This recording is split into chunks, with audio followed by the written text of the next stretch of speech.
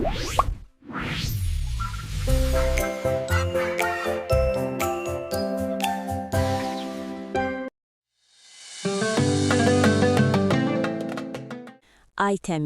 adəti üzrə otağında, yumşaq çarpayısında uzanıb kitab oxuyurdu. Kitaba alüdə olduğu hər halından bəlli idi. Ağız üstə uzanmış, əllərini çənəsinə dayaq eləmişdi. İti nəzərlərlə sətirləri ötüşdürüb, vərəqləri çevirirdi. Sanki kitaba, oradakı hadisələrə qoşulmuşdu. Qeyri-ixtiyari arabir qaşlarını düyünləyir, dodaqlarını çeynəyir, dırnaqlarını dişləri arasında sıxırdı. Havanın qaralmasının, anasının otağın işığını yandırmaq üçün içəri girməsinin də fərqinə varmamışdı. Anası dırnaqlarını durmadan gəmirən qızına irad bildirmək üçün biraz uca səslə Aytəmiz, bəlkə dırnaqlarınla davanı dayandırasam?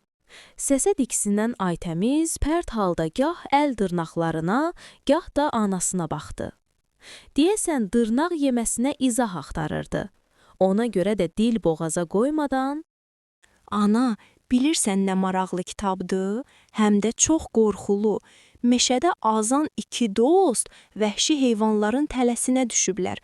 Canlarını qurtarmağa çalışırlar. Başlarına xeyli hadisə gəldi. Təsəvvür elədim, mən o halda olsam nə edərdim? Yaman qorxdum. Anacan, bilirəm, dırnaq çeynəmək olmaz. Çünki dırnaqlarımızın içinə çoxlu mikrob yığılır. Onları udanda da ağzımıza, mədəmizə gedib kök salır.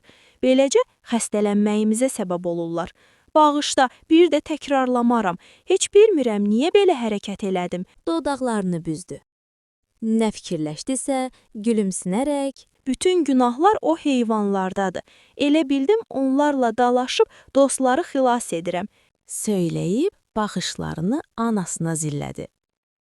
Qızına yaxşı bələd olan anası təbəssümlə, Bilirəm, sən mikroblardan qorunmağa çalışırsan, təmizliyinə diqqətlisən.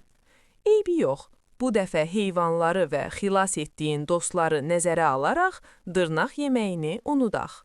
Sağlamlığımızın bizə əmanət olması ilə bağlı, öz əlinizlə özünüzü təhlükəyə atmayın ayəsini hər zaman xatırlamanı tövsiyə edirəm.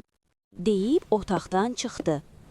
Aytəmiz isə Gərək hər gün saçlarımı darayanda dırnaqlarıma da baxım. Biraz uzanan kimi kəsim. Yoxsa hər kitab oxuyanda bir diş götürsəm dırnağım qalmaz ki.